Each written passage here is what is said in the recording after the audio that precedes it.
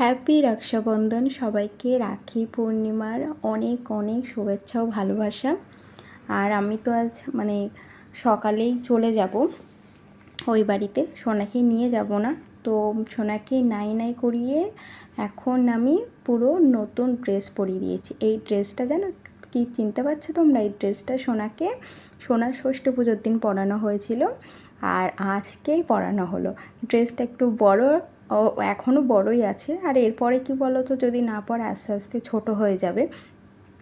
আর সোনাকে এবারে আমি ঘুম পাড়িয়ে দেবো, তারপর আমি তাই রেডি হব।